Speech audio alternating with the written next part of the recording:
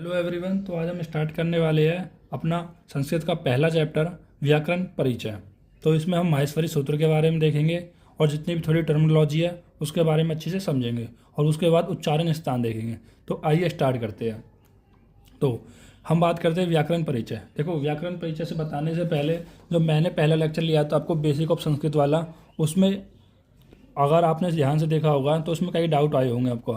पहला देखो, पहला मैंने आपको ये बताया था कि हिंदी वर्णमाला में 49 स्वर और व्यंजन होते हैं। टोटल 149 होते हैं, जिनमें स्वर 13 होते हैं और व्यंजन 36 होते हैं अकॉर्डिंग टू हिंदी वर्णमाला।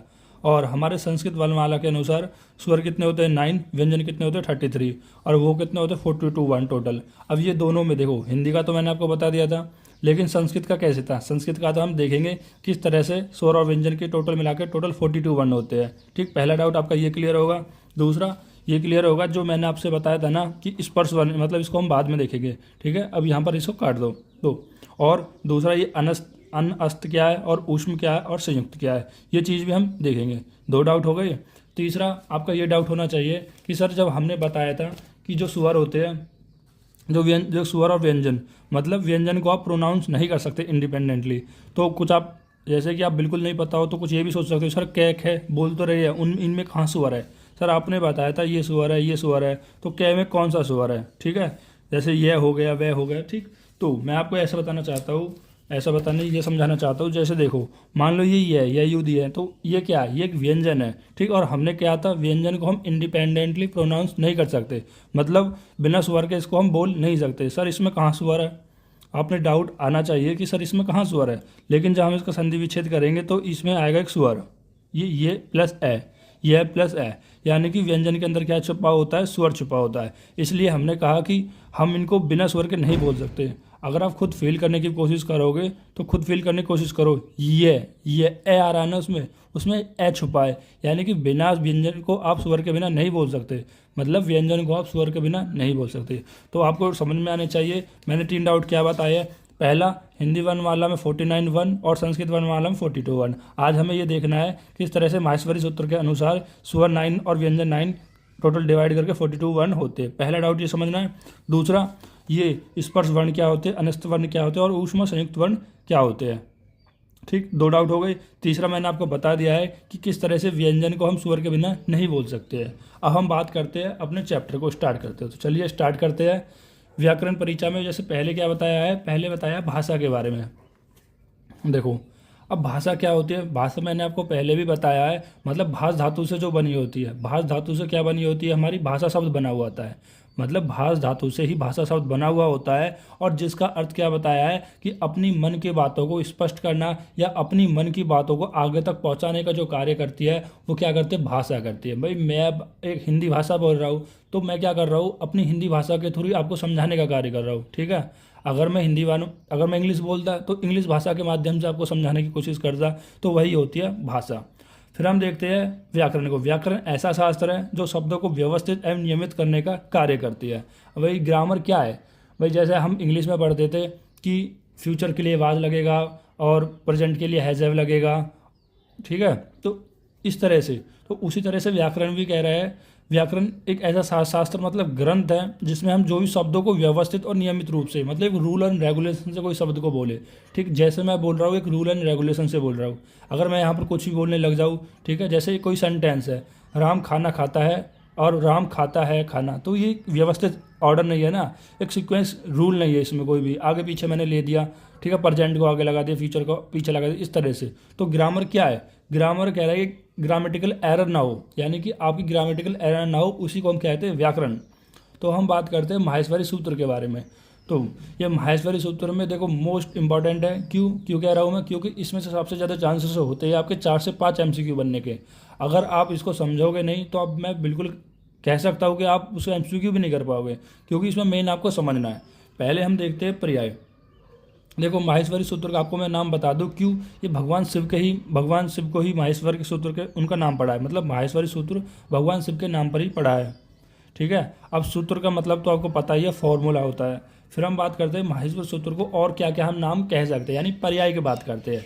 जैसे पहला है शिव सूत्र। अब शिव सूत्र क्यों कह सकते हैं? क्योंकि जो माहेश्वरी सूत्र है ये शिव सूत्र से ही उत्पन्न हुए हैं। पाणिनि सूत्र, पाणिनि सूत्र क्यों कह सकते हैं? क्योंकि शिव सूत्र से ज्ञान जो गया है पाणिनि सूत्र को गया है, और पाणिनि सूत्र से जो ये माहेश्वरी सूत्र का ज्ञान है हमको मिला है। ठीक है, इसलिए इनको पाणिनि सूत्र भी कह सकते हैं। दूसरा प्रत्याहार सूत्र। अब प्रत्याहार क्या होता है? प्रत्याहार होता है कि अपनी कम शब्दों में, भाई कम ज़्यादा बातों को कम शब्दों में कह देना। जैसे श्लोक होते हैं हमारे संस्कृत के, वो भी तो यही काम करते हैं, भाई थोड़े वर्ड में उनका मतलब बहुत ज़्यादा होता है। अब जैसे फॉर्मूला होते हैं उसी तरह से मतलब जो बनाए जाते हैं, मतलब कम शब्दों में जो ज़्यादा बात को कह दे, ठीक, उनको हम बोलते हैं प्रत्याहार। अब ठीक, अब प्रत्याहार सूत्र क्यों बोलते हैं? क्योंकि माहेश्वरी सूत्र भी यही काम करते हैं कि कम शब्दों में बहुत ज़्यादा समझाने का कार्य करते हैं, और हम आगे इनको देखेंगे ही। फिर हम बात करते हैं संस्कृत वर्णमाला। भाई अगर आपसे कोई एमसीक्यू में दे दे क्या माहेश्वरी सूत्र को संस्कृत वर्णमाला कहते हैं, तो आपसे लोग अरे बिल्कुल भी नहीं, ये तो क्या है, ये तो कोई मिलता जुलता भी नहीं है, लेकिन कहते हैं। अब मैं आपको समझाता हूँ क्यों कहते हैं। देखो, जब हम माहेश्वरी सूत्र पढ़ेंगे तो हम देखेंगे माहेश्वरी सूत्र में टोटल 42 वर्ण होते हैं, जिनमें 9 स्वर होते हैं, और 33 व्यंजन होते हैं। ठीक, अब ये टोटल मिला के 42 हो जाते हैं। ठीक, अब संस्कृत वर्णमाला क्यों कह रहे हैं? क्योंकि माहेश्वरी सूत्र में स्वर और व्यंजन दोनों आते हैं। माहेश्वरी सूत्र में स्वर भी आते हैं और व्यंजन भी आते हैं। अब टोटल स्वर और व्यंजन आ गए तो संस्कृत वर्णमाला तो बन गई। अरे भाई, मैंने आपको यहाँ पर भी तो बताया था कि टोटल स्वर 9 होते हैं, व्यंजन 33 होते हैं अकॉर्डिंग टू संस्कृत वर्णमाला के अनुसार। तो ये संस्कृत वर्णमाला किससे बन रही है? माहेश्वरी सूत्र से तो बन रही है यहाँ पर संस्कृत वर्णमाला, तो इसलिए हम माहेश्वरी सूत्र को संस्कृत वर्णमाला भी कह सकते हैं। फिर हम बात करते हैं बृहस्पति परंपरा की। अब बृहस्पति परंपरा देखो, अब यहाँ पर बताया जा रहा है, देखो यहाँ पर 2 परंपरा, पहले मैं ये बता दूं आपको कि 2 परंपरा बताई, एक बृहस्पति परंपरा, एक माहेश्वरी परंपरा। ये क्या बताती है? ये बताती है हम किस तरह माहेश्वरी सूत्र का उत्पन्न हुई, किस तरह माहेश्वरी सूत्र को जो ज्ञान है वो हम तक पहुंचा। पहले बताया जा रहा है कि जैसे ब्रह्मा, ठीक है, अब भाई ब्रह्मा तो होंगे ही, क्योंकि ब्रह्मा ही वेदों का गाथा मानते हैं, वेदों का रचयिता मानते हैं। ठीक है, हमारे आयुर्वेद में सब कुछ ब्रह्मा ही है। ठीक, यानी ब्रह्मा से सृष्टि की उत्पत्ति होती है। ठीक, तो क्या बताया कि जो ब्रह्मा से जो ज्ञान है वो बृहस्पति को मिला। किसको मिला? ब्रह्मा से जो ज्ञान है बृहस्पति को मिला, और बृहस्पति से ज्ञान इंद्र को मिला, और इंद्र ने वो ज्ञान सभी देवता को दे दिया। अब देवता कैसे? अग्निदेव, वरुण देव, यमदेव, रुद्र, वायु आदि, इन सभी देवताओं को दे दिया। अब यहाँ पर इसको बृहस्पति परंपरा क्यों कहते हैं? क्योंकि बृहस्पति ने ही इस ज्ञान को आगे जाके डिस्ट्रीब्यूट किया। ठीक है, इसलिए इनको बृहस्पति परंपरा दे दिया। फिर एक पॉइंट आता है कि इस बृहस्पति परंपरा को एक्सेप्ट नहीं किया गया। अब इसको एक्सेप्ट क्यों नहीं किया गया? क्योंकि इसमें नियमों का अभाव था। सर, नियमों का अभाव कहने का मतलब ये है इसमें कोई रूल एंड रेगुलेशन नहीं थी। ठीक है, बहुत सारे एक्सेप्शन आ रहे थे, मतलब कुछ भी हो रहा था। तो देखो, इसमें आपको जाना जरूरत नहीं है, बस आपको इतना मान लेना कि इसमें कोई नियमों का अभाव था। मतलब इनसे जो हम माहेश्वरी सूत्र प्रत्याहार बना रहे थे वो सही नहीं बन रहे थे एक तरीका से, यानी इनको समझना कठिन हो गया था, इसलिए इसको एक्सेप्ट नहीं किया गया। उसके बाद एक नई परंपरा आई जिसको हम कहते हैं अपनी माहेश्वरी परंपरा। अभी माहेश्वरी परंपरा को ही हमने आगे अच्छे समझा है और यही एक्सेप्ट भी हुई। जैसे इसमें भी क्या हुआ है? इसमें भी पहले ब्रह्मा से ही ज्ञान उत्पन्न हुआ है, और ब्रह्मा से ज्ञान उत्पन्न होने के बाद किसको गया है? भगवान शंकर को गया है, यानी शंकर भगवान को गया है, और शंकर भगवान ने पाणिनि को दिया है, इसलिए इसको हम पाणिनि सूत्र भी कहते हैं। इसलिए माहेश्वरी सूत्र को हम पाणिनि सूत्र कहते हैं, और पाणिनि के थ्रू आज जो हमारी नोटबुक में जो लिखा हुआ है वो पाणिनि की वजह से ही लिखा हुआ है। यहाँ पर एक ट्विस्ट आता है कि अभी भगवान शंकर ने पाणिनि को किस तरह से दिया? तो डमरूवादन के माध्यम से। यानी भगवान शंकर ने क्या माना, हमने क्या माना कि भगवान शंकर ने कि डमरू बजाया, और डमरू बजने के बाद जो माहेश्वरी सूत्र है उसका 2 खंडों में विभाजन हुआ, यानी कि 9 + 5। देखो, हमारे पास टोटल 14 माहेश्वरी सूत्र होते हैं, जिनमें से एक बार डमरू बजाए तो 9 माहेश्वरी सूत्र निकले, फिर दूसरी बार बजाए तो 5 माहेश्वरी सूत्र निकले। ठीक है, तो इस तरह से टोटल 14 माहेश्वरी सूत्र है। देखो, जब आप लेक्चर कंप्लीट करोगे ना, तब आपको चीज़ें और अच्छी से समझ में आती चली जाएंगी। ठीक, शुरू में आप थोड़ा हेजिटेट मत करना कि सर ये 14 माहेश्वरी सूत्र कहाँ से आ गए, प्रत्याहार कहाँ से आ गए। जैसे जैसे हमारा चैप्टर आगे बढ़ेगा आपको सब समझ में आता चला जाएगा, क्योंकि थोड़ा सीक्वेंस से जुड़ा हुआ होता है, इसलिए मैं कह रहा हूँ। जैसे अब हम बात करते हैं कि जो टोटल वर्ण इन माहेश्वरी सूत्र कितने होते हैं? 42 होते हैं। अब ये 42 कहाँ से आ गए सर? देखो, जब हम 14 आपको माहेश्वरी सूत्र बताएंगे तो उनमें कैलकुलेट कराएंगे, काउंट कराएंगे कि टोटल 42 वर्ण होते हैं। अब ये मत पूछना सर वर्ण का मतलब क्या है, क्योंकि वर्ण का मतलब मैं आपको पहले बता चुका हूँ, फिर भी बता रहा हूँ। वर्ण का मतलब होता है अक्षर, वर्ण का मतलब होता है अक्षर या अल्फ़ाबेट। ठीक है, ठीक। और ये कितने होते हैं? टोटल 42 होते हैं, 42। 9 इसमें स्वर होते हैं, 33 व्यंजन होते हैं। अब हमें देखना है कि माहेश्वरी सूत्र जो सब में ज़्यादा इंपॉर्टेंट है, इसमें अगर आपने ये समझ लिया ना, सब आपको चीज़ें आसान हो जाएंगी। ठीक, आपसे कोई भी एमसीक्यू गलत नहीं होगा और आपको अच्छे से समझ आ जाएगी। तो अब ये स्टार्ट करते हैं माहेश्वरी सूत्र से। तो चलिए, माहेश्वरी सूत्र कितने होते हैं? 14 होते हैं, जिनमें मैंने पहले भी बताया स्वर माहेश्वरी सूत्रों को 2 चीज़ में डिवाइड किया गया है, स्वर और व्यंजन। वैसे भी कोई भी वर्णमाला हो उनको 2 चीज़ में डिवाइड किया जाता है, स्वर और व्यंजन। चाहे संस्कृत की वर्णमाला हो चाहे हिंदी की, उसमें भी आप स्वर और व्यंजन पढ़ते हो। जैसे हिंदी वर्णमाला में 13 स्वर थे और व्यंजन कितने थे? 36। अब हम पढ़ेंगे यहाँ पर संस्कृत वर्णमाला से, यानी इसी माहेश्वरी सूत्र से।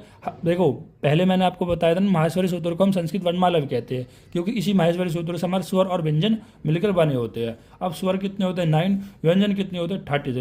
अब स्वर को इन शॉर्ट हम अच कहते हैं, अच कहते हैं। अभी मैं समझाऊंगा, टेंशन मत लीजिए, बस इतना ध्यान रखिए, जो मैं बता रहा हूँ वो समझिए। स्वर कितने होते हैं? 9 होते हैं, और स्वर को इन शॉर्ट या डिनोट कर सकते हैं अच से। यानी कहीं अगर अच लिखा होगा तो इसका मतलब है वो स्वर है, और अगर कहीं हल लिखा होगा तो इसका मतलब क्या है? व्यंजन है। तो चलिए स्टार्ट करते हैं कि स्वर, यानी 14 माहेश्वरी सूत्र। स्वर नहीं, अभी हम देखते हैं कि 14 माहेश्वरी सूत्र कौन कौन से होते हैं। तो देखो ये 14 माहेश्वरी सूत्र बताए गए हैं। ऐ उण रे लिक, देखो ए ई औ न, तो ऐ उण रे ले कै, रिलिक ए ओड है, एओच, और इसमें बड़ी ओ आ जाएगी, और इसमें भी बड़ी ओ, इसमें च, एओड एओच, हैवरट लण, यमडनम, जबत्र, गडधस, जबगडधस, खैफ है, छैठ है, तैचे टैतब, कपियम, ससर और हलम। देखो याद करना थोड़ा डिफिकल्ट है, अगर आप इनको याद नहीं करोगे तो आपको बिल्कुल भी काम नहीं बनेगा। इनको याद करे बिना आप माहेश्वरी सूत्र को समझ ही नहीं सकते।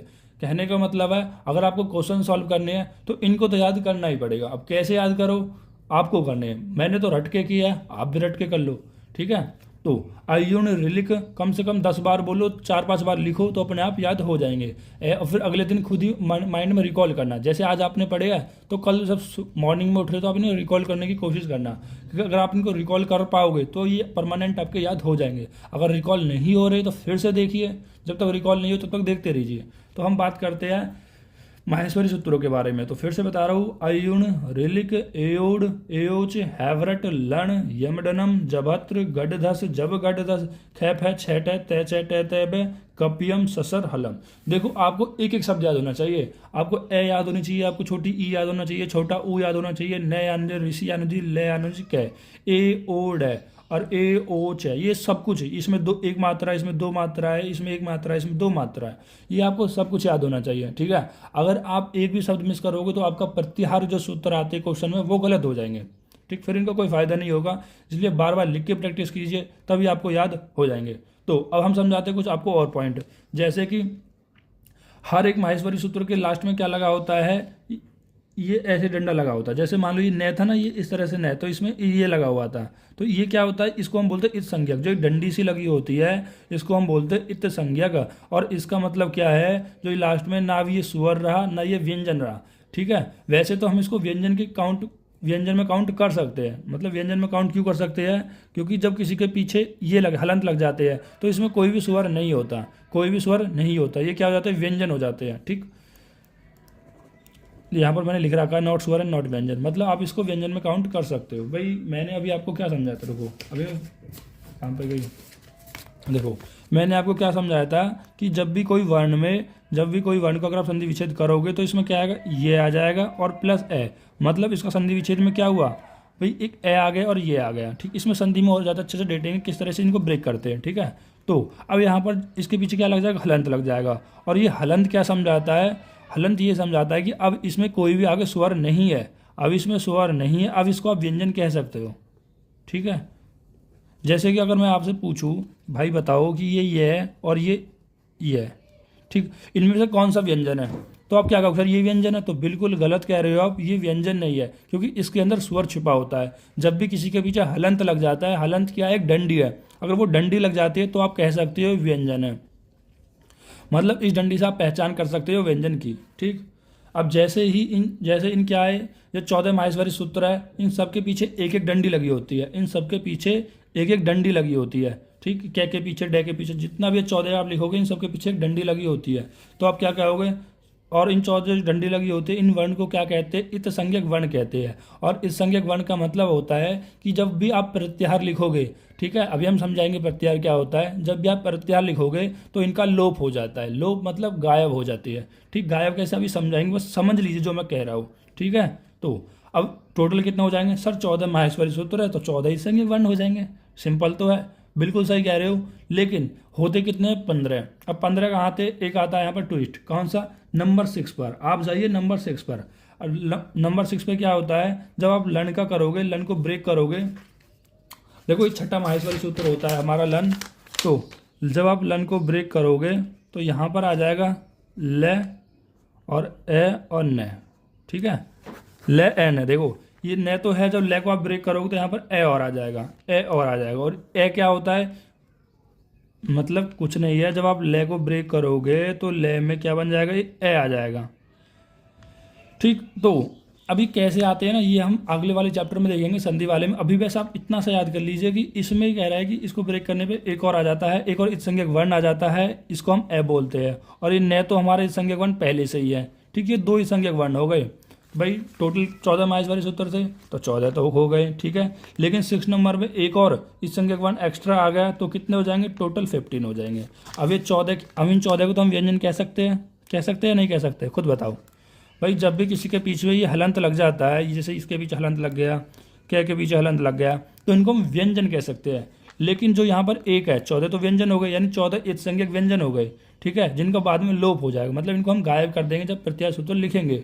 और इनमें जो एक होता है यानी वन होता है, जैसे यहाँ पर ये वन है, तो सॉरी लन में ये इसको ब्रेक कर रहे तो ए आ रहा है, न आ रहा है। अभी ए क्या है, खुद समझ के खुद सोचो, ए है क्या, ये ए है स्वर, ये ए क्या है, स्वर।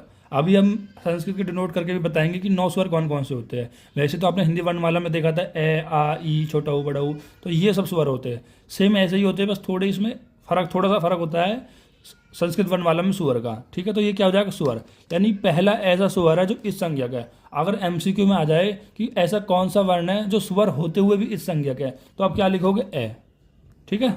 और कि कौन से माहेश्वरी सूत्र में आता है, तो नंबर 6 में आता है। तो कौन से में आता है, नंबर 6 में आता है। अभी तक आपको क्या समझ में आया, अभी तक आपको ये समझ में आना चाहिए कि 14 माहेश्वरी सूत्र होते हैं, इनको याद नंबर से याद होने चाहिए सीक्वेंस वाइज, ठीक। फिर दूसरा ये समझ में आना चाहिए हलंत किसको कहते हैं, हलंत किसको कहते हैं, यानी कि जो माहेश्वरी सूत्र का लास्ट में जो शब्द होता है उसके पीछे क्या लगी होती है, डंडी लगी होती है, और उस डंडी के लगे होने की वजह से उस शब्द का क्या हो जाता है, लोप हो जाता है, ठीक। और डंडी को हम क्या कहते हैं, हलंत कहते हैं। और जो पूरा शब्द का क्या हो जाता है, लोप, यानी इस संज्ञक वर्ण होता है और उसका लोप हो जाता है, मतलब गायब हो जाता है जब हम प्रत्याहार बनाएंगे। इतना समझ में आया।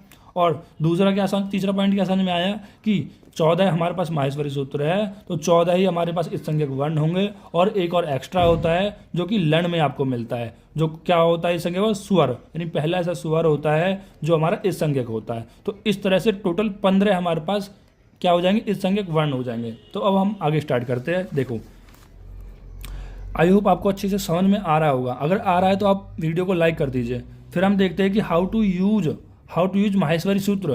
भाई माहेश्वरी सूत्र को हम कैसे यूज़ करेंगे, मतलब इनसे हम प्रत्याहार कैसे बनाएंगे। तो आप प्रत्याहार कैसे बना सकते हो, देखो जैसे मैंने ले लिया अक प्रत्याहार। देखो प्रत्याहार का मतलब मैंने आपको समझाया है कि अपनी बातों को कम शब्दों में कह देना, अपनी बातों को कम शब्दों में कह देना, ठीक है, ये होता है प्रत्याहार। अब जैसे कि मैं अगर आपको कॉमन एग्जांपल से बताऊं, वैसे तो मुझे एग्जांपल नहीं कहना चाहिए, जैसे कि आप किसी से अपने प्यार के बारे में एक्सप्रेस करते हैं, जैसे आप किसी को अपनी बातों को एक्सप्रेस, अपनी फीलिंग को एक्सप्रेस करते हो तो आई लव यू बोल के, ठीक है, जज मत करना ऐसे। तो हुआ क्या, जो आपके अंदर की फीलिंग थी वो केवल 3 शब्द थे, मतलब वो 3 शब्द नहीं थे, वो तो केवल आपने 3 शब्द बोले हैं, लेकिन जो आपकी फीलिंग है उतना सारा प्यार है वो आप नहीं बता सकते ना, बस केवल आपने 3 शब्दों में कहकर बोल दिया। तो प्रत्याहार भी इसी तरह से होते हैं कि आप कम शब्दों में बहुत कुछ कह देना, ठीक है, कम शब्दों में यानी संक्षेप में अपनी बात को कह देना, इज कॉल्ड प्रत्याहार।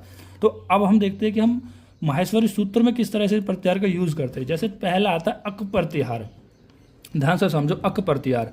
अब अक क्या होता है, देखो ए यहाँ से लिया गया पहले माहेश्वरी सूत्र से, और जो के लिया गया है वो दूसरे माहेश्वरी सूत्र के।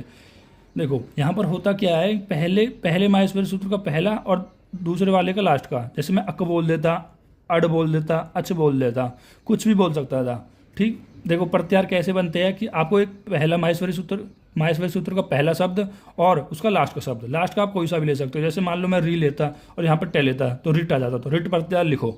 अब जैसे अक प्रत्याहार आ गया, अब जैसे अक प्रत्याहार आ गया तो अक प्रत्याहार में यहाँ से यहाँ तक, मतलब इन दो माहेश्वरी सूत्र में यहाँ से यहाँ तक क्या आएगा, ए आएगा, ई आएगा, औ आएगा। ठीक, अभी ने नहीं आएगा क्योंकि ने का क्या होगा, हलंत हो गया है, मतलब उसमें हलंत लग गया है, तो इसकी वजह से वो कौन सा शब्द होगा, इत संज्ञक वर्ण, मतलब इसका लोप हो जाएगा। तो यही तो मैं आपको बता रहा था कि जिसका लोप हो जाता है उसको हम प्रत्याहार में नहीं लिखते हैं। अब जैसे इस ने का लोप हो गया है तो इसको हम प्रत्याहार में नहीं लिखेंगे, फिर री आएगा, फिर ले आएगा, फिर के आएगा। ठीक, तो इसका बन जाएगा, यानी कि देखो देखो ये यहाँ पर मैंने लिख दिया ना, ये तो लिखना ही नहीं था, ये तो गलती हो गया ना भाई। देखो मैं आपको क्या बता रहा हूँ, जो ये इस संज्ञक वर्ण होते हैं उनको आपको नहीं लिखना है। क्यों नहीं लिखना है, क्योंकि इनका हलंत हो जाए। हलंत क्या है, मतलब हलंत ये दर्शाता है कि इसका अब लोप हो गया है, मतलब अब इसको गायब हो गया है, अब इसको नहीं लिखना भाई। ये रूल है, एक रूल है। अब मैं क्या करूँ, अब कोई फॉर्मूला है किस तरह से बना हुआ है, आप कहोगे सर ऐसा क्यों हो रहा है, भाई फॉर्मूला है, साइंटिस्टों ने बनाया है, उनका तरीका है, हमारे आचार्यों ने बनाया जिस तरह से इनको लोप कर दिया है, इनको मतलब जब आप इनका प्रत्याहार करोगे तो आप इनका यूज नहीं करोगे बस। अब जैसे मैं बोल दूँ, खुद सोचो आप, मैं बोल दूँ कि अच प्रत्याहार लिखो, अब आप कैसे लिखोगे, दिमाग लगाओ। अच प्रत्याहार कैसे लिखोगे, प्रत्याहार लिखने के लिए आपको 14 माहेश्वरी सूत्र याद होने चाहिए। अगर आपको 14 माहेश्वरी सूत्र तो आप आराम से लिख दोगे। कैसे भाई, ए से कौन सा स्टार्ट होता है, अयुण, आई उण, यानी पहला ही स्टार्ट होता है। और च कहाँ पर आता है, च कौन सा, देखो ये जो स्टार्ट होगा ये पहला होगा माहेश्वरी सूत्र में, यहाँ का भी हो सकता है, ये भी हो सकता है, ये भी हो सकता है। ठीक, और जो च होगा ये लास्ट में आएगा। देखो च कहाँ पर है, देखो ये यारी च यहाँ पर, यारी च, तो क्या बन जाएगा, अच बन जाएगा। अब इनके बीच में जो भी कुछ है ना, अब सब लिख देना आपको। अच के बीच में ये जो भी अंदर आ रहा है ना, देखो ये पहला सब तो लेना ही है और ये तो हटा देने हैं, और इनके बीच का जो भी आ रहा है, जैसे ए आ रहा है, ई आ रहा है, औ आ रहा है, ये नहीं लिखेंगे क्योंकि हलंत हो गया। री आ रहा है, ले आ रहा है, ए ओ और आई ओ, तो ये सब आ रहा है तो सब लिख दो। यही तो अच प्रत्याहार है भाई। अब जैसे मैंने अच लिख दिया, अब अच प्रत्याहार के अंदर क्या क्या आ रहा है, ये ए आ रहा है, ई आ रहा है, ओ आ रहा है, री आ रहा है, ले आ रहा है, ए आ रहा है, ओ आ रहा है, ए आ रहा है और ओ आ रहा है। तो अब प्रत्याहार क्या होता है कि कम शब्दों में अपनी बात को कह देना। अब अच का मतलब क्या है, अच का मतलब 2 शब्द नहीं है, अच का मतलब देखो ये 9 शब्द आ गए ना, तो यही तो प्रत्याहार होते हैं।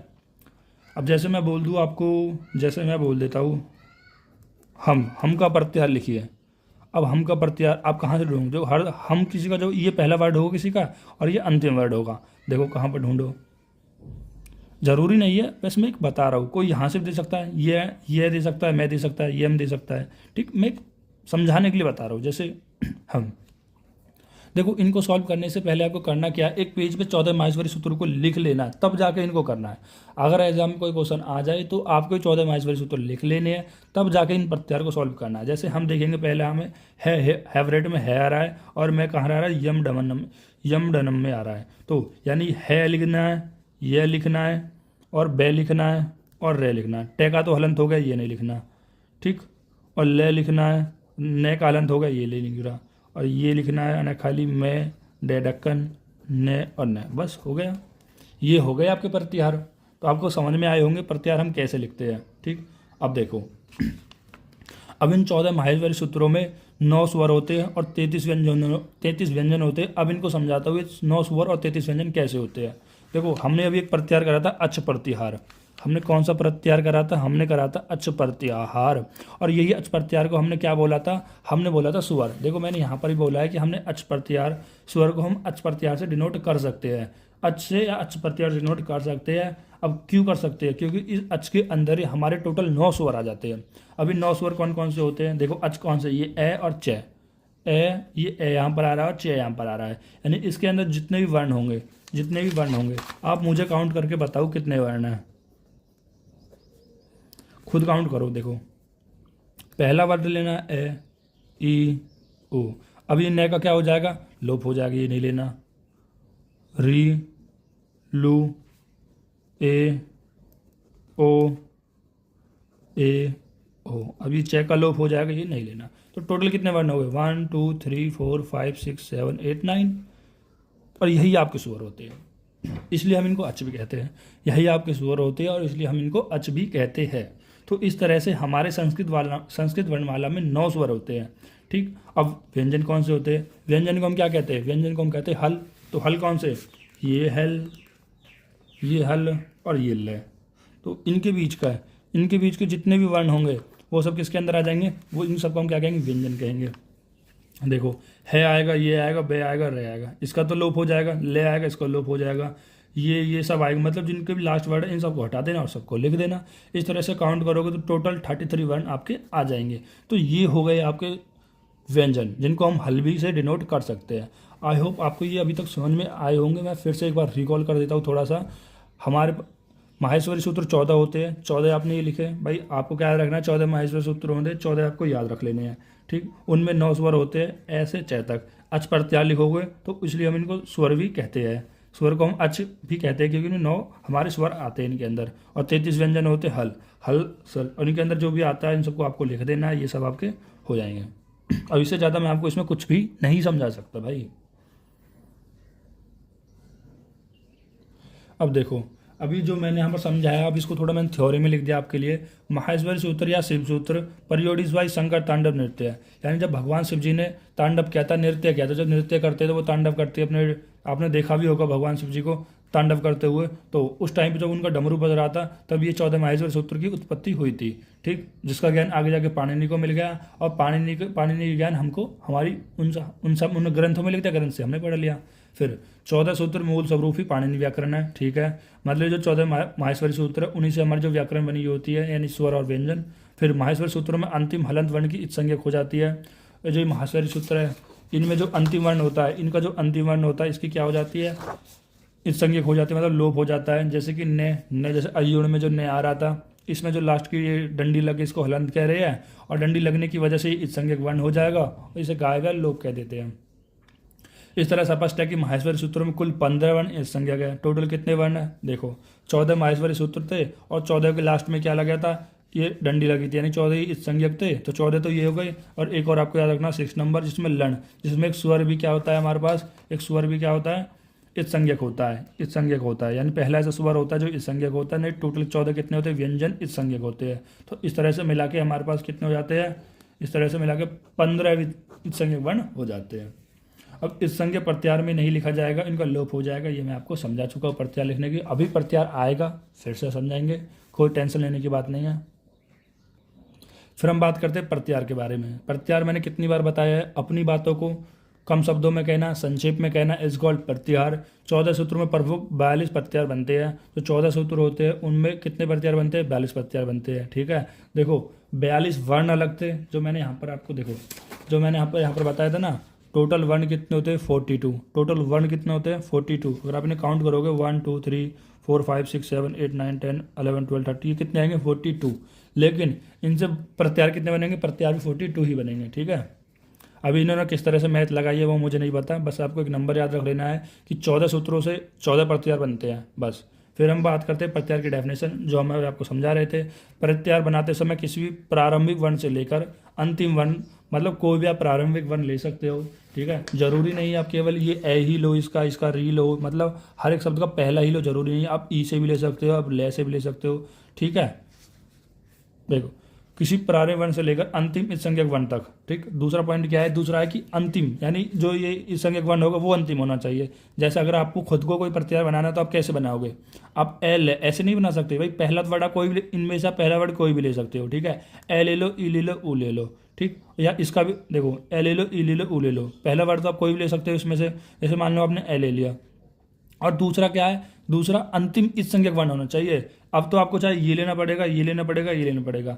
प्रत्यार बनाने के लिए आपको पहला शब्द कोई भी ले सकते हो, लेकिन दूसरा जो इत्संज्ञक वर्ण होता है वो केवल आपको लास्ट का ही लेना पड़ेगा। मतलब इस प्रत्यार का लास्ट का ही, इस माहेश्वरी सूत्र का लास्ट का लेना पड़ेगा। चाहे इसका ले लो, चाहे इसका ले लो, चाहे इसका ले लो, तभी जाके आपका एक प्रत्यार बनेगा। जैसे आप कह दो कि सर नहीं, हम तो इत्संज्ञक वर्ण नहीं लेना चाहते, हम तो ए लेंगे और ए लेंगे, तो ये कोई प्रत्यार नहीं बनेगा। प्रत्यार के लिए आपके लास्ट में इत्संज्ञक वर्ण होना चाहिए। चाहे इन 14 में से आप कोई भी ले सकते हो, लेकिन जो पहला शब्द है उसमें से आप कोई भी ले सकते हो। ए ले लो, ई ले लो, ऊ ले लो, कोई भी ले सकते हो। इस तरह से मिला के हमारे प्रत्यार बन जाते हैं। तो बीच में आने वाले और इत्संज्ञक वर्ण का ग्रहण प्रारंभ में नहीं किया जाता। ठीक है, मतलब जो बीच में जो भी आएंगे उसको आप प्रत्याहार के अंदर लिख दोगे, और जो इस संज्ञक वर्ण है उसको आप प्रत्याहारों में ग्रहण नहीं करोगे। जैसे कि एग्जाम्पल ही बताया अण, अण, अण में कौन कौन से आता है, पहला ये ए और न, तो ए ई ऊ 3 आ गए। फिर आए अक, अक, अक में ए कै 1 2 3 4 5 आ जाएंगे। फिर आएगा ए ओट, ए ओट, ए और टे, देखो टे आ गया, यानी ए ओ ए ई बेर है, ऐसे लिख दोगे। देखो यहाँ पर भी आप देख सकते हो लास्ट में इस संज्ञक वर्ण होना जरूरी है, ठीक, तभी आप एक प्रत्याहार बना पाओगे। फिर हम बात करते हैं स्वर के बारे में। स्वर को हम अच भी कह देते हैं। कि अच क्यों कह देते हैं, क्योंकि अच प्रत्याहार के अंदर हमारे टोटल 9 स्वर आ जाते हैं, जो कि इस तरह से होते हैं ए ऐ उ री ली ए ओ र ओ, ठीक। तो टोटल कितने स्वर से होते हैं, 9 स्वर से होते हैं, जिनको 2 भाग में डिवाइड किया गया है। एक होता है मूल स्वर, एक होता है संयुक्त स्वर, ठीक। मूल स्वर कौन कौन से, मूल स्वर को अक से अक प्रत्याहार कहा है। अभी अक प्रत्याहार में कौन कौन से आ जाएंगे, देखो ए कै, अक प्रत्याहार में कौन कौन से आ जाएंगे, ए आएगा, ई आएगा, औ आएगा, री आएगा, ली आएगा, तो ये 5 आ जाएंगे। तो टोटल मूल स्वर कितने हो गए, 5 हो गए, ठीक। या आप सीधे नाम इनका 5 नाम लिख दो, या सीधा बोल दो मूल स्वर क्या होते हैं, अक प्रत्याहार, ठीक। दूसरा होता है संयुक्त स्वर। संयुक्त मतलब जो 2 स्वरों के मिलने से जो बने होंगे, ठीक, 2 स्वरों के, भाई संयुक्त स्वर का मतलब हो गया कि वो 2 स्वरों के मिलने से बने होंगे। अब स्वर कौन कौन से आपके, ये रहे सारे स्वर, ठीक है, ये रहे सारे स्वर। जैसे मान लो ठीक है, ठीक है, ठीक है, तो चलो देखो, एक मैं स्वर ले लेता हूँ यहाँ से, ठीक, 2 स्वरों से मिलने से ये बनते हैं। जैसे कि मान लो एक ए ले ली और एक ओ ले ली, तो ए ओ, इस तरह से बन जाएगा ए ओ। मतलब बस इतना ध्यान रख लेना कि स्वर को 2 चीज़ में डिवाइड किया है, मूल स्वर, संयुक्त स्वर। मूल स्वर 5 होते हैं, ए ऐ उ री ली। संयुक्त स्वर 4 होते, ए औ ए ओ, ठीक है। और इनका प्रत्याहार बनाना चाहो तो अक बनेगा, और इसका बनाना चाहो अच बनेगा। और अक प्रत्याहार के अंदर ये 5 आ जाएंगे, स्वर आ जाएंगे, इस अच प्रत्याहार के अंदर ये 5 4 संयुक्त स्वर आ जाएंगे। इस तरह से आप बना सकते हो। देखो, अब हमारे स्वर की तो बात हो चुकी है, अब हमें बात करनी है हमारे व्यंजन के बारे में, ठीक। हमने 9 स्वर बता दिए, इनको 2 चीज़ में डिवाइड भी कर दिया, मूल स्वर, संयुक्त स्वर। मूल स्वर 5 होते हैं, संयुक्त स्वर 4 होते हैं, ठीक। अब हम बात करते हैं व्यंजन। व्यंजन जिनको हम हल भी कहते हैं, क्योंकि हल के अंदर हमारे टोटल 33 व्यंजन आ जाते हैं, जिनको 3 चीज़ में डिवाइड किया गया है, एक अनस्त वर्ण, एक स्पर्श वर्ण, एक ऊष्म वर्ण। अगर आपको ये चीज़ याद होगी, जो पहला डाउट था आपका, जो पहला डाउट था ये रहा, ये अनस्त, ऊष्म और संयुक्त, ठीक। ये भी आप देखो, ये तो हमने समझा दिया है कि संस्कृत वर्णमाला में 9 स्वर होते हैं, 33 व्यंजन होते हैं, ठीक। दूसरा ये था कि अनस्त क्या होता है, स्पर्श वर्ण क्या होते हैं, और ऊष्म क्या होते हैं, संयुक्त क्या होते हैं, ठीक है। तो ये चीज़ समझो। पहला बताया गया है, देखो अनिस्त वर्ण। अनिस्त वर्ण में क्या है, मतलब जब आप इन शब्दों को बोलोगे ना, जैसे ये को बोलोगे, बै को बोलोगे, रे को बोलोगे, ले को बोलोगे, मतलब इन वर्ण नहीं है। देखो इनके पीछे हलंत लग रहा है, तो आप इतने समझदार हो, हलंत लगती है, आप समझ जाओगे भाई ये क्या है, व्यंजन है, ठीक।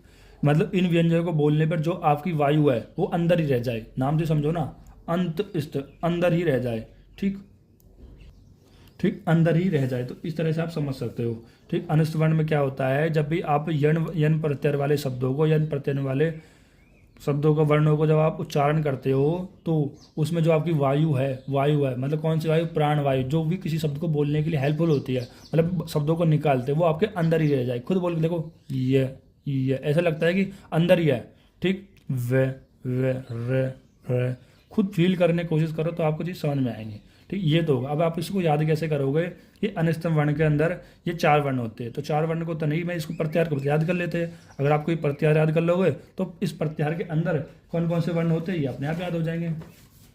देखो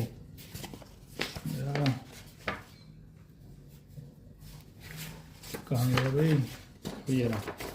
अब यण आ रहा है ना, यण में कौन कौन से आ जाएंगे, देखो देखो ये है, मैंने कहा था ना, जरूरी नहीं इसका पहला ही लो, ये भी ले सकते हो, ये भी ले सकते हो, ये भी ले सकते हो, और लेकिन लास्ट का वर्ड क्या होना चाहिए, इस संज्ञा की होना चाहिए, यण। तो इसके बीच में क्या कर रहा है, ये आ रहा, वे आ रहा, रे आ रहा, ले, तो ये वे रे ले, ये वे रे ले। यानी ये ऐसे शब्द है जिनका उच्चारण करते समय आपकी जो प्राणवायु वो अंदर ही रह जाती है। आप कैसे याद करोगे, देखो आप इस तरह से याद कर सकते हो कि अंत कहाँ पर होता है, अंत कहाँ पर होता है, यण भूमि में। भाई पहले के जो व्यक्ति थे, या पहले के जो राजा महाराजा थे, वो क्या करते थे, युद्ध करते थे, कौन, रणभूमि पर, रणभूमि कहते, तो उस तरह रणभूमि आप याद कर लो कि अंत कहाँ पर होता है, रणभूमि पर होता है, ठीक। पाप का अंत रणभूमि पर होता है, क्योंकि जो युद्ध किया जाते थे वो कैसे समझाओ, किसके लिए किया जाते थे, धर्म के लिए, तो पाप का अंत करने के लिए। तो अंत कहाँ पर होता है, रणभूमि में। तो यण से आप यण प्रत्याहार के अंदर सारे 4 वर्ण को लिख सकते हो, ठीक। ये 4 वर्ण हो गए। अब आता है स्पर्श वर्ण। देखो स्पर्श वर्ण में कह रहा है कि इसे काट देता हूँ, चलो देखो अब स्पर्श वर्ण क्या होता है, स्पर्श वर्ण होता है मतलब जिनका आप ऐसे, देखो पहले तो हम व्यंजन की बात कर रहे हैं, मतलब ऐसे व्यंजन वर्ण होते हैं जिनका आप उच्चारण करते समय दो जो दूसरे उच्चारण है देखो स्पर्श वर्ण को मैंने लिख के रखा है, देखो यहाँ पर देखो आप, ऐसे वर्ण जिनके उच्चारण में उनके उच्चारण स्थानों का परस्पर संबंध हो, मतलब ऐसे वर्ण होते हैं कि जिनका उच्चारण करते हो तो उनके उच्चारण स्थान, अभी हम आपको समझाएंगे उच्चारण स्थान क्या है। जैसे जीवा मूल्य होता है, ठीक है, और बहुत सारे होते हैं, कंठु होता है, तालु कंठ होता है, तालु होता है, मूर्धा, दंत, ओष्ठ, ये सब होते हैं। तो इनको हम समझाएंगे जब भी आप जिनका उच्चारण करते हो तो उसके स्थान पर वो परस्पर होता है। जैसे मैं बोल दूँ कंठ, जब मतलब कुछ ऐसे शब्द होंगे जैसे कै खे गए, तो इनका जब आप उच्चारण करोगे तो इन शब्दों का जो इन शब्दों का हाँ क्या इन शब्दों को जो स्पर्श, सॉरी, इन शब्दों को जो स्पर्श होगा, मतलब इन ऐसे शब्दों का जो स्पर्श होगा वो उनके स्थान पर होगा। देखो ये आपको और भी अच्छे कहाँ पर समझ में आएगा, जब हम उच्चारण स्थान की बात करेंगे, जब हम बात करेंगे कंठ उच्चारण स्थान की, मतलब कुछ कै खे गए ये ऐसे शब्द है जिनका आप उच्चारण करते हो तो इनका जो स्पर्श होता है इनके उच्चारण स्थान पर होता है, ठीक है। वो हम और भी ज़्यादा आपको अच्छे से तभी बता पाएंगे जब हम उच्चारण स्थान पढ़ेंगे। बस आप इतना ध्यान रख लीजिए, ये उच्चारण स्थान कौन कौन से होते हैं, ये स्पर्श वर्ण कौन कौन से होते हैं, ये टोटल 25 होते हैं, जिनमें कै वर्ग, च वर्ग, ट वर्ग, त वर्ग, पै वर्ग, ठीक, कै वर्ग, च वर्ग, ट वर्ग, ये है ना, कु वर्ग, चू वर्ग, ट वर्ग, त वर्ग, पै वर्ग, कै वर्ग बोल दो, कु वर्ग बोल दो, च वर्ग बोल दो, चू वर्ग बोल दो, ये 5 इसके अंदर आते हैं और इन्हीं को हम स्पर्श वर्ण कह रहे थे। जिनके उच्चारण करते समय उनके चारों स्थानों पर इनका स्पर्श होता है, उनको हम स्पर्श वर्ण कहते हैं, ठीक। ये हो गए टोटल 25 वर्ण। फिर आता है ऊष्म वर्ण। अब ऊष्म वर्ण में क्या होता है, देखो मतलब ऐसे व्यंजनों को जब आप उच्चारण करते हो, ऐसे व्यंजनों को जब उच्चारण करते हो तो इसमें जो वायु निकलेगी वो तो कैसी होगी, ऊष्म की होगी, ऊष्म वर्ण की होगी, ठीक है। कैसे वर्ण की होगी, ऊष्म वर्ण की होगी। अब ऊष्म वर्ण में क्या आता है, से है, से है, जैसे आप यहाँ देख सकते हो, देखो ये ऊष्म क्या है, से है। अब ये हमारे सल प्रत्याहार के अंदर भी आ जाएंगे। अब सल प्रत्याहार के अंदर कैसे आ जाएंगे, देखो मैं आपको चीज़ें बता रहा हूँ ताकि आपको ये चीज़ रिलेट कर सको, ठीक है। आप रिलेट कर, जैसे से कहाँ पर है हमारा, देखो से ये रहा, ले ये रहा, तो से है, ठीक। तो इस तरह से मिलकर टोटल 4 वर्ण होते हैं, ठीक। अब इसको अभ्यास कैसे करोगे, ऊष्म वर्ण के अंदर अगर आप सल प्रत्याहार कर लो तो 4 वर्ण लिख दोगे। याद कैसे करोगे, सिंपल है, कैसे भाई, आपको ऊष्म के लिए 100 ओढ़ते हो भाई, ऊष्म अगर आपको ऊष्म चाहिए, मतलब आपको गर्मी चाहिए तो आप क्या ओढ़ोगे भाई, ठंडों में अगर आपको गर्मी चाहिए 100 ओढ़ोगे, 100 यानी सल, इस तरह से याद कर सकते हो। अगर आप ऐसे याद नहीं करना चाहते कोई दिक्कत नहीं है, आप सीधा ये जो सीक्वेंस लिखा हुआ है कि इनको स्पर्श वर्ण कहते हैं, फिर ये रेलवे को अनस्तन वर्ण कहते हैं, से है को ऊष्म वर्ण कहते हैं, और क्षेत्र गया को संयुक्त वर्ण कहते हैं, ठीक। इनको भी अभी समझाएंगे संयुक्त क्या होते हैं। इतना आपको समझ में आ गया। फिर हम बात करते हैं संस्कृत वर्णमाला की, कि माहेश्वरी सूत्रों के आधार पर वर्णमाला, ठीक, मतलब माहेश्वरी सूत्र के आधार पर वर्णमाला। पहला स्वर सुसूत्रित होने वाले वर्णों को स्वर वर्ण कहा जाता है, मतलब इनका उच्चारण बिना किसी की सहायता से हो जाता है, यानी कि स्वर को प्रोनाउंसेंट करने के लिए आपको व्यंजन की आवश्यकता नहीं होती है। जैसे कि आपको बताया ए ऐ ऊ री ली प्लस ए ओ रे ओ, जिनमें 5 मूल स्वर होते हैं, 4 संयुक्त स्वर होते हैं, इस तरह टोटल 9 स्वर होते हैं। फिर हम बात करते हैं व्यंजन की। ऐसे वर्ण जिनको बोलने के लिए स्वरों की आश्रय आवश्यकता होती है उसे व्यंजन कहते हैं। जैसे मैंने बता दिया ये व्यंजन है, अगर आपको इसको बोलना है ये ए आ रहा है ना, इसके अंदर ये आ रहा है, तो आप कैसे लिखोगे, ये प्लस ए, तो ये क्या हो जाएगा, अब इसके नीचे हलंत लगने से अब इसको हम व्यंजन कह सकते हैं, और ये क्या हो जाता है, ये हो जाता है स्वर। तो मतलब व्यंजन क्या है, ऐसे मतलब व्यंजन को आप बिना स्वर के नहीं प्रोनाउंसेंट नहीं कर सकते हो, नहीं बोल सकते हो, इनको हम व्यंजन कहते हैं। फिर हम बात करते हैं स्पर्श वर्ण, मैंने आपको समझा दिया है। अनिस्तन वर्ण मैंने आपको समझा दिया है कि ऐसे वर्ण होते हैं जिनके उच्चारण में प्राणवायु अंदर ही स्थित रहे, उनको हम अनिस्तन वर्ण कहते हैं। यह बह रेल है, यण से याद कर लोगे। और ऊष्म वर्ण को कैसे याद करोगे, ऐसे वर्ण जिनको बोलते समय ऊष्मा का संचार बाहर की ओर हो उन्हें ऊष्म वर्ण कहते हैं। सल का सल याद कर लोगे, से है। कुल वर्ण कितने होते हैं, 42, जिनमें 9 स्वर होते हैं, 33 व्यंजन होते हैं। हम बात करते हैं संयुक्त व्यंजन की। संयुक्त व्यंजन की मतलब 2 व्यंजन को मिश्रित रूप से संयुक्त व्यंजन कहा जाता है, मतलब 2 व्यंजन को मिश्रित जो स्वरूप होगा उसको हम क्या कहेंगे, संयुक्त व्यंजन कहेंगे। जैसे कि अगर मैं आपको समझाने की कोशिश करूं, देखो समझाने की कोशिश करता हूं, जैसे एक यहाँ पर ले लिया हम, अरे देखो ये हमने जो संयुक्त सूत्र बताए तो कौन, 6 क्षत्रिय 13 त्रिशूल 1 ज्ञानी, ये तो संयुक्त सूत्र बताए थे। अब जैसे 13 त्रिशूल हम इसमें से लेते हैं, जब हम 13 त्रिशूल लेते हैं, ठीक है, तो ये 2 व्यंजनों से मिलकर बना होगा, मतलब 2 व्यंजनों का मिश्रित स्वरूप होगा। तो 2 व्यंजन कौन कौन से होंगे, त और रे, तय त्रिशूल, तो तय और रे आ रहा है ना। तो अब तय को आप क्या समझ सकते हो, देखो तय और रे आ रहा है, तय आ रहा है और रे आ रहा है, ठीक। इन दो व्यंजनों के मिश्रित रूप से ही क्या बनता है, एक संयुक्त व्यंजन कहता है, इसी को हम संयुक्त व्यंजन कहते हैं, सिंपल। अब इसमें एक इंपॉर्टेंट बात क्या है, इसमें एक इंपॉर्टेंट बात ये है कि इसमें एक स्वर होगा, देखो एक ये वाला स्वर होगा और ये व्यंजन होगा। अब ये तो आप पहचान नहीं सकते स्वर व्यंजन, तो भाई जिसके पीछे डंडी लग जाए वो व्यंजन है, जिसके पीछे डंडी ना लगे वो स्वर है, बात खत्म, ठीक। ये इसके एग्जाम्पल दिए गए हैं। फिर हम बात करते हैं अयोगवाह। अयोगवाह क्या होता है, जिनका वर्णन माहेश्वरी सूत्र में नहीं किया गया हो उनको हम कहते हैं अयोगवाह, ठीक। अयोग है मतलब इनका वहाँ पर यूज, अयोग वहाँ मतलब वहाँ पर माहेश्वरी सूत्र में यूज आए नहीं है, तो इनका वर्णन नहीं आया है, तो इनका वर्णन हम अलग से देखेंगे। जैसे है अयोग वहाँ में एक होता है अनुस्वर, एक होता है विसर्ग, एक होता है अर्धविसर्ग, मतलब इन तीनों का जो वर्णन है वो हमारे माहेश्वरी सूत्र के अंदर नहीं आया है, तो अब इन तीनों को हमें समझना है। पहला होता है अनुस्वर, यानी ए के बाद स्थित ये जो लाइन होती है इसको हम क्या बोलते हैं, फाइन, जो भी बोलते हैं मुझे याद नहीं है, बस ये देख लेना। अगर किसी वर्ण के पीछे इस तरह से कुछ लगा हो तो इस चिन्ह को अनुस्वर कहते हैं, ठीक। यदि ए के बाद, याद रखना ए के बाद, ए क्या है हमारा स्वर होता है, यानी ए के बाद अगर ये लगी होगी, लाइन लगी होगी, ठीक है, इसको को हम क्या कहेंगे, अनुस्वर बोलेंगे। फिर आता है विसर्ग। विसर्ग का मतलब होता है दो बंदी, जो ये दो है ना, यदि ए के बाद ये दो बंदी लगी हो, अगर ये दो बिंदी लगी हो तो इसको हम विसर्ग कहेंगे, ठीक। फिर इसमें आता है अर्धविसर्ग। अर्धविसर्ग का मतलब होता है कि विसर्ग के आधे स्वरूप में ही अर्धविसर्ग कहा जाता है, मतलब ये दो डंडी, जैसे ये दो डंडी है तो इनका आधा आधा काट दो, अभी दो रह जाएंगी, आधा काट दिया तो ये रह गया, आधा काट दिया तो ये रह गया, ये इस तरह से अर्धविसर्ग कहा जाता है। अब इस अर्धविसर्ग को दो प्रकार में डिवाइड किया गया है, एक है जीवा मूल्य, एक है उपधामान्य। अब जीवा मूल्य में कैसे याद करोगे, देखो ये यहाँ पर दो डंडी, यानी कै या खे के, कै हो या खे हो, कै हो या खे हो से पहले स्थित अर्धविसर्ग को जीवा मूल्य कहा जाता है, ठीक। अब इस डंडी बीच लगने से क्या पता लग रहा है आपको, ये व्यंजन है, यानी कै कै कबूतर के पीछे लगा हो या तो खे कबूतर के पीछे लगा हो, यदि ये अर्धविसर्ग लगा होगा तो ये जीवा मूल्य कहेंगे। जैसे कि बालक क्रीडते, यानी बालक क्रिया करते हैं, ठीक। अब इनके पीछे ये विसर्ग लगा हुआ है, अभी और आगे कौन सा शब्द, कै, या कै होता या खे होता, ठीक। तो ये क्या हो जाएंगे, हमारे जीवा मूल्य हो जाएंगे, ठीक है। आप उनको याद कैसे करोगे, खे या खे के पीछे लगा होना चाहिए। देखो जीवा से सबसे पहले आप क्या बोलते हो, क्या कबूतर खे खड़ा, भाई जब आप छोटे से बच्चे हो तो आपको ये चीज़ सिखाई जाती है, तो जीवा से सबसे पहले क्या बोलते हो, क्या कबूतर खे खड़ा, इस तरह से याद कर सकते हो। फिर आता है उपधामान्य। उपधामान्य में क्या रखोगे, पै पतंग या फैपल के पीछे यदि अर्धविसर्ग लगा हो तो ये उपधामान्य कहलाएगा। जैसे कि बालक पढ़ती, पे आ रहा है ना, तो पे के पीछे लगा हो या फैफल के पीछे लगा हो अर्धविसर्ग, तो इसको क्या कहेंगे, उपधामान्य। याद रखना, अगर कै कबूतर खेखड़ा के पीछे लगा होगा तो जीवा मूल्य, अगर पै पतंग या फैफल के पीछे आगे लगा होगा, पीछे नहीं सॉरी मैंने पीछे बोला होगा कई बार, आगे लगा होगा तो हम क्या बोलेंगे, उपधामान्य। इतना आप ध्यान रखोगे, जैसे कि पै के आगे लगा हुआ है, इस तरह से। कैसे याद करोगे उपधामान्य को, देखो उपधामान्य आप नाम पढ़ रहे हो तो इसमें पै आ रहा है, पै पतंग और फैफल, इस तरह से आप याद रख सकते हो। फिर हम बात करते हैं मात्रा, स्वरों का उच्चारण काल, उच्चारण के हिसाब से, यानी कि किसी स्वर को बोलने में कितना समय लगता है। यदि एक मात्रा होगी तो कम समय लगेगा, दो मात्रा होगी तो ज़्यादा समय लगेगा, तीन मात्रा होगी तो और ज़्यादा समय लगेगा। जैसे कि मैं बोलूँ ए ओ, ए खाली एक मात्रा ओ तो ज़्यादा समय लग रहा है, ठीक है।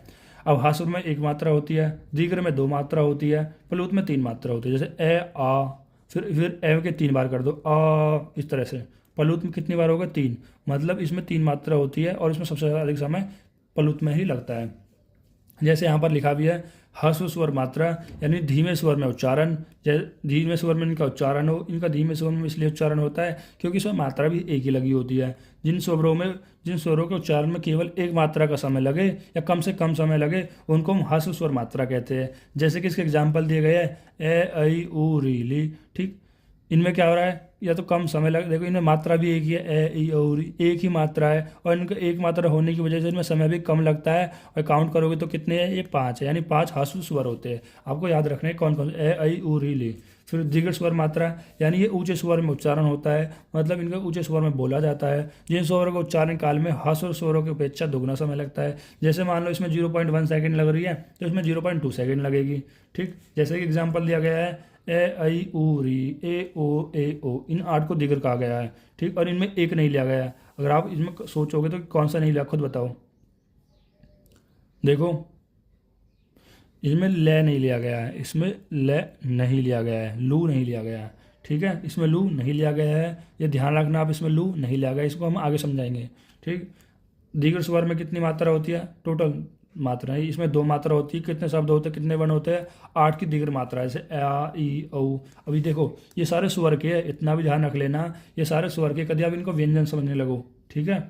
ये सारे स्वर है, हस स्वर, दीर्घ स्वर, ये भी ध्यान रखना है आपको। हस स्वर, दीर्घ स्वर, यानी कि दीर्घ स्वर क्या होते हैं? जिनमें एक से अधिक मात्रा हो, जिनको बोलने में हस दीर्घ की उपेक्षा में थोड़ा ज़्यादा समय लगता हो। जैसे एग्जाम्पल आ आई ओ री ए। अब आप ये सोचो ना कि सर इनको याद कैसे करेंगे, तो भाई यार मैं कैसे समझा तुम्हें, मैंने आपको पूरा कॉन्सेप्ट समझ दिया। अगर आपके दिमाग में ये बात आ रही है इनको याद करना पड़ेगा, फिर तो भाई कोई पढ़ाने का फ़ायदा ही नहीं है ना। भाई मैंने क्या समझाया, आपके पास कितने स्वर होते हैं? कितने स्वर होते हैं? 9 स्वर होते हैं। 9 स्वर होते हैं ना, तो इन 9 स्वर में जो पहले 5 स्वर होंगे वो क्या हो जाएंगे? हस स्वर। क्यों 5 की? क्यों? क्योंकि इनमें एक मात्रा होती है। कॉन्सेप्ट यही है, जिनमें एक मात्रा होगी वो हस स्वर। दूसरा है दीर्घ स्वर। दीर्घ स्वर का मतलब 2 मात्रा। अब इन्हीं को आपको 9 स्वर याद रखने हैं, 9 स्वर लिख देने हैं, बस इसमें मात्रा बढ़ा देनी है और लू को नहीं लिखना है, याद हो जाएगा। ए हो गया, ठीक, ई हो गया, ऊ हो गया, री हो गया, ए हो गया, ओ हो गया, ए हो गया। बस इन सब में आपको क्या लिखना है? लू नहीं लिखना है और सब लिख देना है, और एक ही जगह आ लगा देना है, क्योंकि इसमें ये मतलब इसमें तो थोड़ा ज़्यादा समय लगता है। फिर है प्लू स्वर मात्रा, मतलब इनका प्रयोग वेदों में होता है, ये दूर से बुलाई तक प्रयोग होता है। जिन स्वरों का उच्चारण देखो वेदों में कैसे है, जैसे कि आप मंत्र भी पढ़ते हो कि ओम स्वाहा, इस तरह से, मतलब इसमें थोड़ा ज़्यादा समय लगता है। समझ रहे हो ना बात को? तो इसलिए कहा गया कि वेदों में प्रयोग होता है। दूर से बुलाए जाने तो प्रयोग होता है, जैसे कि दूर से बुलाए जाने में कैसे, ओए ओए, जैसे ओए क्या बोला, ओए 3 बार बोल दिया, तो इस तरह से। जिन स्वरों के उच्चारण में दीर्घ स्वर से भी अधिक समय लगता हो, इन 3 मात्रा का उच्चारण का लो। प्लुत का ज्ञान कराने के लिए 3 अंक स्वर के आगे कुछ भी नहीं है। आपको क्या करना है, आपको अपने 9 स्वर लिखने हैं। 9 स्वर के आगे ये 3, ये इस तरह से लिख देने, 3, इसके आगे 3, इसके आगे 3, इसके आगे 3, इसके आगे 3, सबके आगे 3 लिख देना है। तो इस तरह से क्या हो जाएंगे? 3 मात्रा हो जाएंगी। इनको हम प्लुत स्वर मात्रा कह देते हैं। इससे ज़्यादा मैं आपको इस स्वर में नहीं समझा सकता हूँ, ठीक। आई होप आपको अच्छे से समझ में आया होगा। अब हमारा लास्ट टॉपिक बचा है, देखो अब आता है वर्णों के उच्चारण में नासिका का प्रयोग करने से। वर्णों के उच्चारण में नासिका का प्रयोग करने से या ना करने से वर्ण पुनः 2 प्रकार के होते हैं। पहला अनुनासिक। भाई वर्णों का उच्चारण देखो, ये बोला जा रहा है कि जब भी आप किसी वर्ण का उच्चारण करते हो, क्या उस वर्ण को उच्चारण करते समय नासा का प्रयोग हो रहा है ना, जैसे क्यों, क्यों में नाक का यूज हो रहा है, ठीक है, या फिर नाक या नासिका मतलब उसका यूज नहीं हो रहा है, तो वो हमें देखना। पहला होता है, ये 2 प्रकार के होते हैं। पहला अनुनासिक। अनुनासिक, अनुनासिक इसका मतलब है कि इसमें नासा का प्रयोग नहीं हो रहा, ठीक, जैसे कि ए आ ये बे रे ले इत्यादि, ठीक। ये तो आपको इतना ध्यान नहीं रखना है, आपको ध्यान रखना है कि इसमें यूज हो रहा है। अनुनासिक में मतलब इनमें मुख का भी और नासिक, मुख से तो बोला जाएगा, ठीक, और मुख से और नासिका से बोलने जाने वाले को हम क्या कहते हैं? अनुनासिक। इसका क्या है? ए के पीछे आ मतलब इनके पीछे चंद्रबिंदी लगेगी। कोई भी शब्द है यदि इनके पीछे ऐसे ऐसे चंदा सा लगा हो ना, तो आप कह सकते हैं अनुनासिक। अगर चंदा नहीं लगता तो अननुनासिक। इतना ध्यान रख लेना, ये ट्रिक है। फिर ह्रस्व दीर्घ और प्लुत। ह्रस्व दीर्घ प्लुत 3 प्रकार के होते हैं। ह्रस्व उदांत अनुदांत स्वरित। उदांत अनुदांत स्वरित, देखो ह्रस्व उदांत अनुदांत स्वरित। अब उदांत कितना होता है हमारे पास? 2 प्रकार का होता है। देखो उदांत अनुदांत स्वरित। अब ये उदांत 2 प्रकार का होता है। फर्दर 1 2 1 2 कौन कौन सा? अनुनासिक और अननुनासिक और अनुनासिक। देखो मैंने शायद यहाँ पर दोनों सेम ही लिख दिए, देखता हूँ, चलो नहीं सही है, बस ये यहाँ पर नहीं है, ये छोटा वो लग रहा है, नहीं यहाँ पर नहीं है, तो अनुनासिक हो जाएगा, ठीक। अब मैं क्या बता रहा था कि ह्रस्व 3 प्रकार का होता है, उदांत अनुदांत स्वरित। उदांत फर्दर 2 टाइप का होता है, अननुनासिक और नासिक। उदांत भी अननुनासिक नासिक, और स्वरित भी अननुनासिक और अनुनासिक। तो इसी तरह से दीर्घ होता है, उसी तरह से प्लुत होता है। तो ये कितना होता है? 6 प्रकार का। दीर्घ भी 6 हो जाएंगे भाई, देखो इसके 2, इसके 2, इसके 2, टोटल कितने हो गए? 6। इसके भी 2, इसके भी 6 हो जाएंगे, इसके भी 6 हो जाएंगे, तो टोटल कितने हो जाएंगे? 18 हो जाएंगे। तो फिर आगे देख लेते हैं कि स्वर 9 होते हैं, ह्रस्व दीर्घ प्लुत, यानी कुल भेद कितने हो जाएंगे? ह्रस्व भी 6 होता है, दीर्घ भी 6 होता है, प्लुत भी 6 होता है, तो टोटल मिला के 18 हो जाएगा, ठीक। फिर हम बात करते हैं लू की। अगर हम बात करें लू की, तो हमने लू को आपको समझाया था कि लू किस में नहीं आ रहा है? लू दीर्घ वाले में नहीं आ रहा है भाई, लू दीर्घ वाले में नहीं आ रहा है, ठीक। तो ह्रस्व में आ रहा है, प्लुत में आ रहा है, ठीक है। मैं फिर से आपको समझाना पड़ेगा यार, देखो कहाँ पर है वो, दिखा देता हूँ मैं, क्योंकि फिर आप लोग कहोगे देखो दीगर में क्या नहीं आ रहा, मैंने बताया था कि दूगर में कह रहा है हमारे 8 स्वर आते हैं जिनमें लू नहीं आता है, और लू आने ना आने की वजह से इनका अभाव हो जाता है, तो इनकी 0 हो जाएंगी। हस्व का 6 डिवीजन करोगे तो प्लुत का 6, टोटल 12 हो जाएंगे। उसी तरह से हस्व में कह रहा है कि ए ओ रे ओ। अब देखो इनमें क्या, इन सब में 2 मात्रा लगी हुई है। दीगर की तो एग्जाम्पल है भाई, ये सब दीगर के एग्जाम्पल है, और इनमें 2 मात्रा होती है, तो हस्व का तो कोई काम ही नहीं है। हस्व का मतलब तो 1 मात्रा, तो ये 0 हो जाएंगे, 2 मात्रा आ जाएंगी, और प्लुत वाले में भी आ जाएंगे। ठीक, तो 6 हो जाएंगे, टोटल 12 हो जाएंगे। फिर स्वरों के भेद की संख्या पूछने का तरीका क्या होता है, जैसे ए आवर्ण ए कर्ण। ए आ अवर्ण का मतलब होता है ये टोटल 18 की बात हो रही है, मतलब जो अभी मैंने आपको समझाए थे हस्व दीर्घ प्लुत तीनों की बात हो रही है। ठीक, तीनों कितने हो जाएंगे, हस्व दीर्घ प्लुत 18 18 18। अगर आपसे पूछा जाए अत, अत का मतलब होता है तत्काल की बात कर रहा है, ये क्या है, ये आपका हस्व है, 1 मात्रा है, हस्व है, तो इसमें कितना आएंगे, टोटल 6 आ जाएंगे। अब आएगा आत, अब इसमें 2 मात्रा, तो ये क्या आ जाएंगे, दीर्घ, तो इसमें कितना आ जाएगा 6। फिर आ जाएगा इत, इत ए इत आ रहा है, यानी 3 ए 3 बार आ रहा है, तो ये भी कितने हो जाएंगे, प्लुत में 6। तो इस तरह से क्वेश्चन पूछा जा सकता है। और आइंदा आपको ये समझ में नहीं आए तो इतना इंपॉर्टेंट नहीं है, तो ये ज़्यादा समझने की कोई दिक्कत नहीं है। जो मैंने आपको माहेश्वरी सूत्र का कॉन्सेप्ट बताया है उस पर टिके रहना है, उसे ही एमसीक्यू पक्का आएगा और आप उसे कर ले जाओगे।